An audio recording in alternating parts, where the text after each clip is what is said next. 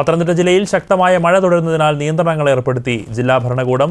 ജില്ലയിലേക്കുള്ള വിനോദസഞ്ചാര യാത്രകൾ താൽക്കാലികമായി നിരോധിച്ചു.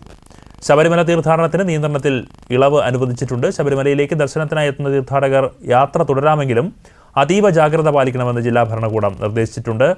അപ്രതീക്ഷിത മഴയിൽ റാന്നി ടൗൺ ഒറ്റപ്പെട്ട നിലയിലായിരുന്നു. പമ്പയിലും അതിവേഗം ജലനിരപ്പ് ഉയർന്നിട്ടുണ്ട്. മേഖലയിലാകെ വൈദ്യുതി വിച്ഛേദിച്ചിരിക്കുന്ന ഒരു സാഹചര്യവുമുണ്ട്. ആളുകളെ വീടിന് മുകളിൽ അഭയം പ്രാപിച്ച ആളുകളെ ഡിങ്കി ബോട്ടുകളിലും കുട്ടവഞ്ചിയിലും സുരക്ഷിത സ്ഥാനങ്ങളിലേക്ക് മാറ്റുകയും ചെയ്യുന്നുണ്ട്.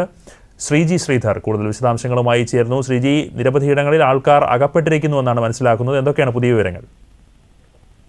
അനന്തു, രാവിലെ മുതൽ ഉച്ചവരെ മാറി നിന്ന മഴ വൈകിട്ടോടെ ജില്ലയിലെ മലയോര മേഖലകൾ ഉൾപ്പെടെയുള്ള പ്രദേശം ശക്തമായിട്ടുണ്ട്.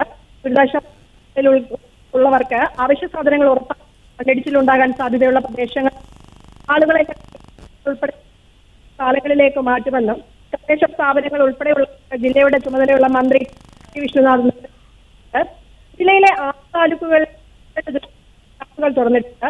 ഇതിൽ 67 ക്യാമ്പിലുള്ളത്. 87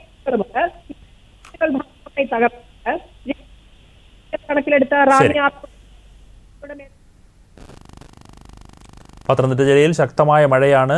തീർത്ഥാടകർക്കടക്കം ശബരിമല തീർത്ഥാടകർക്കടക്കം ശക്തമായ ജാഗ്രതാ നിർദ്ദേശവും നൽകിയിട്ടുണ്ട്. അനാവശ്യ യാത്രകൾ ഒഴിവാക്കണമെന്ന് തന്നെയാണ് ജില്ലാ ഭരണകൂടം അടക്കം നിർദ്ദേശിക്കുന്നത്. ശ്രീജി ശ്രീധർ ആയിരുന്നു വിശദാംശങ്ങൾ നൽകിയത്.